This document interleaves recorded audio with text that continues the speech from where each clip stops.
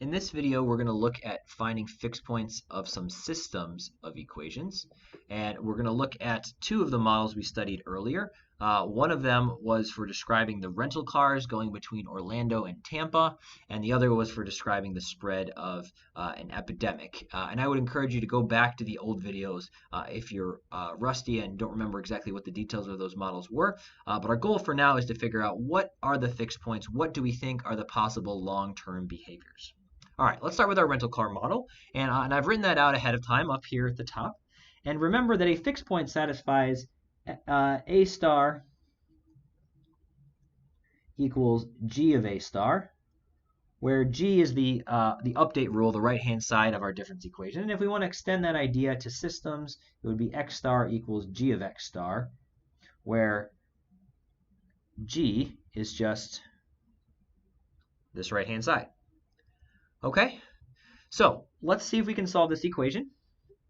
I'm going to now replace all of the ON plus 1s and ONs with starred values because we're trying to find the place where the new value and the old value are the same, and they are the fixed point. So we'll write this as O star T star equals 0.6, 0.3, 0.4, 0.7 times O star T star. And again, that's because a fixed point is a point where the new state and the old state are the same. And we can now rearrange this equation. Let's start by multiplying out on the right. We'll have O star equals 0.6 O star plus 0.3 T star. And the second equation would be T star equals 0.4 O star plus 0.7 T star. And I'll put some parentheses there to make it a little clearer that those are O's, not zeros. All right, and we could get all of the unknowns on the right-hand sides of the equation. And that would give us 0 equals, if I subtract 1 O star from both sides, I'll have negative 0.4 O star plus 0.3 T star in the first equation. And if I subtract a T star from both sides, I'll have 0 equals 0.4 O star plus 0.7 minus 1, so minus 0.3 T star. And so right off the bat, you'll notice that there's a bit of a problem here. When we're trying to solve for our fixed point, we actually have, well, a redundant equation. Both of these equations are essentially the same. One is just the negative of the other. So we can certainly solve the first equation. Let's try to get T star by itself. So we could say 0.3 T star must be equal to 0.4 O star. In other words, T star equals 0.4 over 0.3 O star. Or we could write that as 4/3 O star. And so that tells us how T star and O star are related to each other, but it doesn't give us their exact values. And that happens sometimes when you're dealing with difference equations where you have, well, where we haven't taken into account the initial condition yet. So the issue here is that the fixed point depends on how many vehicles we start out with. Do we start out with 10 vehicles or 1,000,000 vehicles? And the way that the model is set up here is that there's a conservation. Vehicles aren't just disappearing into thin air. And so if we want to know how many vehicles exactly end up in either location, then we will need to know that initial condition. So we can get an extra equation by recognizing that in the example we looked at previously, O star plus T star, we had a total of 7,000 vehicles.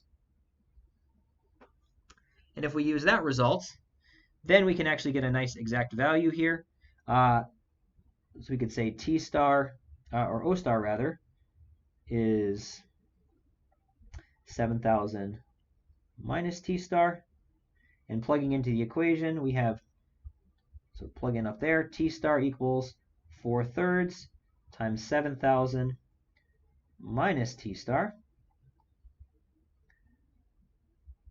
All right, so T star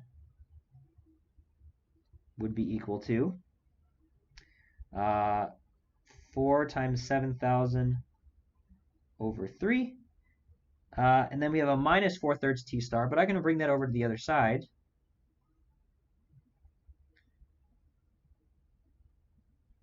And so that means we have a total of 4/3 t star plus another t star, so that's 7/3 in all. So we could say that t star has got to be equal to 3/7 times 4/3 times 7,000. And that's going to be equal to just 4,000. And if that's the case, then O star is just 3,000. Okay? And if you think back to our numerical simulation, let me move my video so you can actually see that. So we solved for t star and we got 4,000, we got O star equals 3,000. That's exactly what we found from our numerical simulation, that in the long run, those were the values that the system approached. And there was only one fixed point here, and we haven't talked about stability yet, but ultimately we'll show that that is a stable fixed point, and so therefore the system is automatically going to approach that fixed point no matter where our initial condition is, as long as we start with 7,000 vehicles. All right, let's do another example. Let's try the epidemic model. I'll scroll down for that. All right, so here is our model. And here I'm including an extra term. This is to describe lost immunity.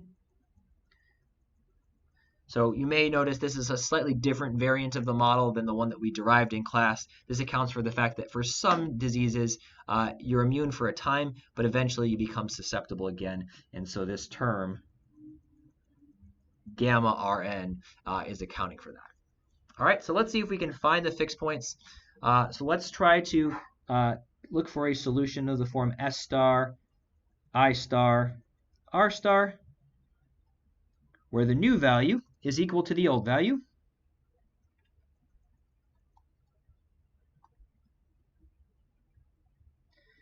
And I'm going to leave that term as is. I'm not going to bother to copy it down, because what I want you to notice is that I could easily subtract this vector over to the other side. And so what I'll be left with is just this delta S, delta I, delta R term that must be equal to 0. And that is negative beta I star S star over N star plus gamma R star all over same thing with an opposite sign. So beta I star S star over N star minus Ri star, and then Ri star minus gamma R star. Okay? And like the previous model, we have a fixed population size here. So everyone is in one of three categories, S, I, and R. No one leaves the population. And so N star is just our initial population, which you might call N0. And that's just S0 plus I0 plus R0. And we can make use of that as needed if we need an extra equation. All right, so we want to solve for where that change is equal to 0, right? Because we can cancel out the two terms, the one on the left-hand side with the vector on the right-hand side, and we'll be left with just 0 on the left, and then this delta S term remaining. So if we can figure out where that vector is equal to 0, we can find the fixed points.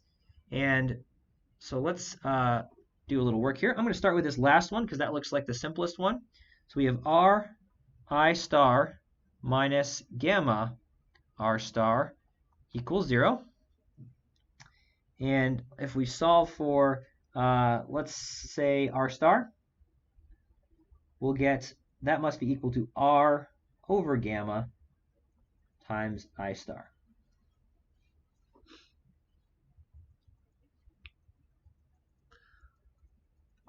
All right, I'll move my video again. So we've got that equation, and that's going to allow us to get rid of all of the r's in the other equations. And if I plug that into the first equation, so that was from equation 3. If I plug that into 1, I'll get negative beta I star S star over N star plus gamma times, now I can eliminate the R, and I'll have R over gamma I star equals 0.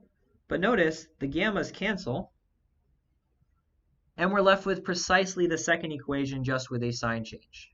All right? So that means that once we've accounted for equation 3, equations 1 and 2 are the same. And so we can just disregard that equation and just focus on number 2. And we want that to be true, that beta I star S star over N star minus Ri star is equal to 0. And when you have an equation like that, one of the things that's nice to do is to be able to factor it, because if any one of the factors is 0, then the whole thing will be 0. And so that suggests that we can factor out an I star. And we'll have beta S star over N star minus little r. And so there are two ways that we can satisfy this equation. Either we make I star equals 0, or we make S star equals, setting the second term equal to 0, we'll have R N star over beta. Okay, so now we've taken care of those three equations, and what we know is R star equals R over gamma times I star, and one of those two statements above must hold. And so the one piece of information we haven't used is that the total population, N, is equal to S plus I plus R. And so if N, and the initial population is the same as the final population, so if N0 is equal to S star plus I star plus R star, and we plug in, let's use the first one first of all. If I star is 0, that means R star is 0.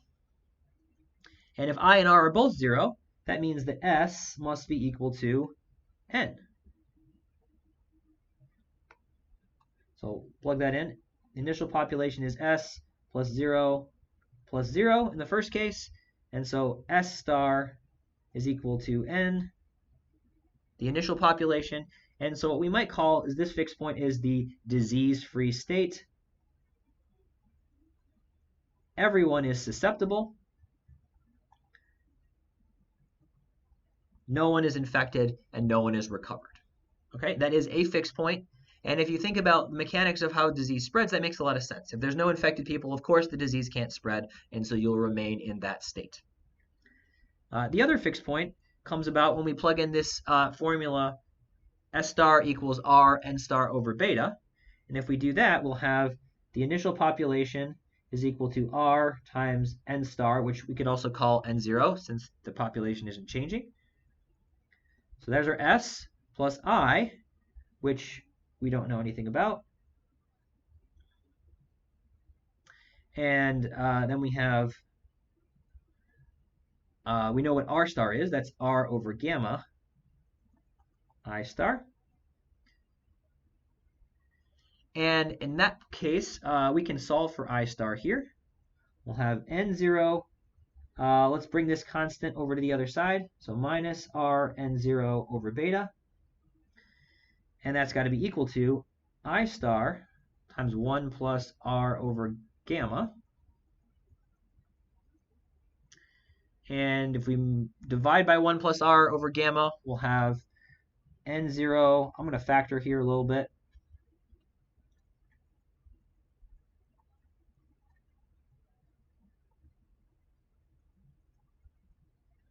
All right, so there's I star.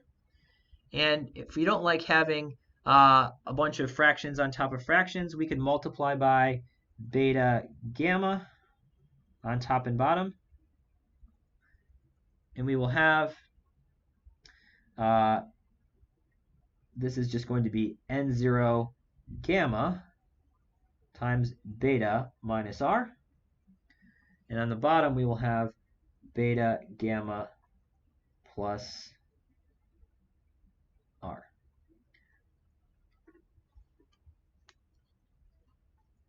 All right, I think that checks out.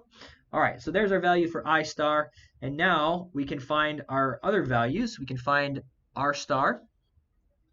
Recall that R star was R over gamma times I star. And so if we plug in this result that we just found, we'll have R star is equal to R over gamma times N0 gamma beta minus R over beta gamma plus R.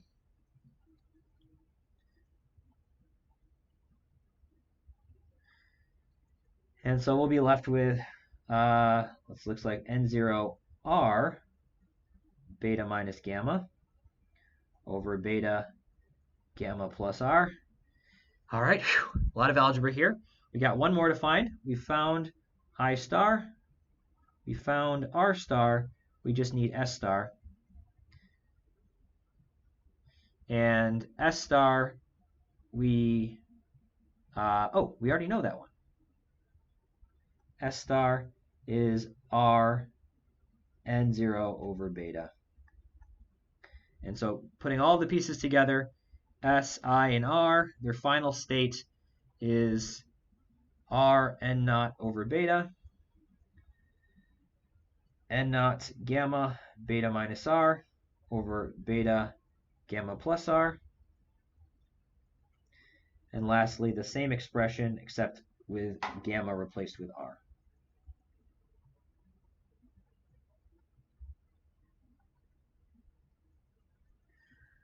All right, so that was a lot of work. So recall that we had a name for the first state. The first fixed point we called the disease-free state. And that was because there were no infected people in that fixed point. In this second fixed point, this is what's called the endemic state.